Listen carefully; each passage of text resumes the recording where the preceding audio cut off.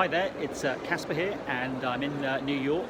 And as some of you may recognise from people who've either been to New York or have watched maybe Men in Black, I'm in a very famous museum. It's the Guggenheim Museum, which is this amazing spiral setting behind me. So why am I shooting a video and telling you about this? Because I've been here for the last few hours wandering around and learning about the history of this place, and I think that there are some relevant lessons here for all of us in the Bravery community.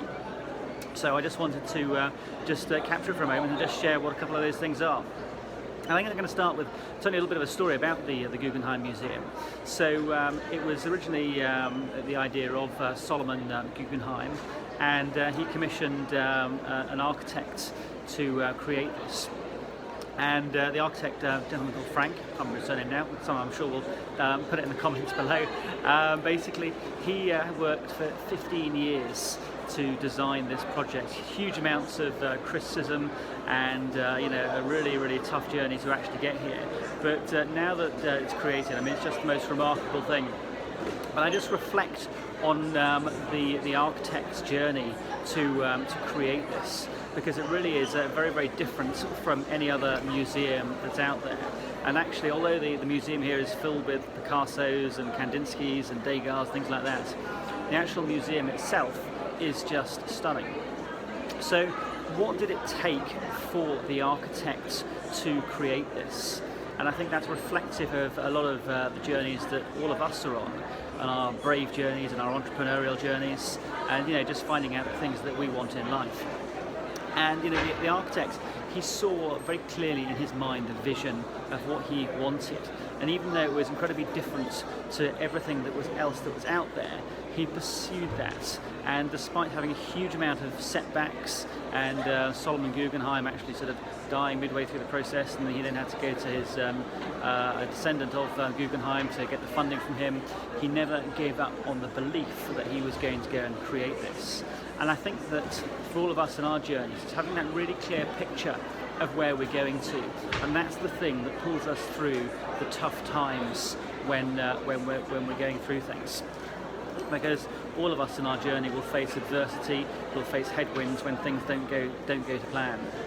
So the first message, I guess, from this is all about, wherever it is you want to go to, what do you want to be brave for, whether it's building a business, whether it's creating the life that you want. It's being brave, but imagining what it is that you want. What does their end destination, their end goal look like? And just being relentless in terms of getting there, because you will have setbacks, things will go wrong, but it's a question then of picking yourself up and getting going again. So that's the first message, and coming here to somewhere like this, it's a great inspiration, which I guess is the second message, that on your journey, one of the key things, I think, is to surround yourself by other people who will pick you up, will help carry you on, and will help inspire you. And that whole piece around inspiration is super critical, and that's why it's amazing to come to places like this and learn the stories of other people and what have they done to overcome adversity. And I'm a massive believer in the whole subject of influence, and those things that are around us continuously have a huge influence on us. It's interesting, I met up with a friend yesterday, a lady here in New York. She's got stage 4 lung cancer, and she's having a really tough time, clearly because of her illness. But not only that, she's on her own, and what she has for company all day long is simply the TV.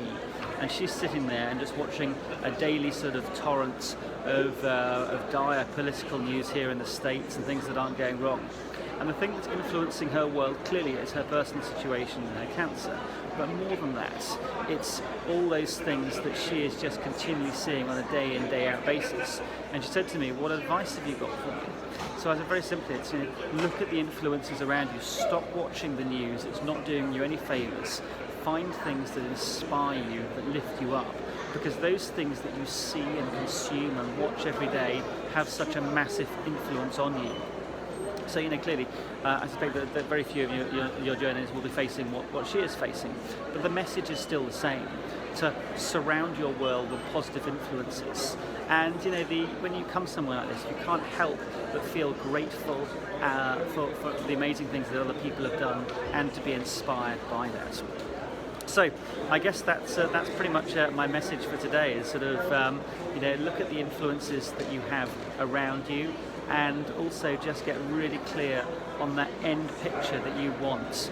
And think of the architect here, Frank. 15 years that took him to create this stunning building, which millions of people come to every year now. So that's my message. Have an amazing day, everyone. Be brave and step into that uncertainty, embrace the uncertainty, and go for whatever it is that you want in your world. This is Casper in New York, out.